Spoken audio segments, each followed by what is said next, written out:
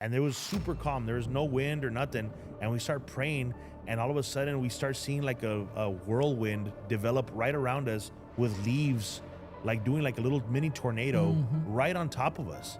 Like there's no wind anywhere else, and there's like a little tornado happening as I'm praying over him.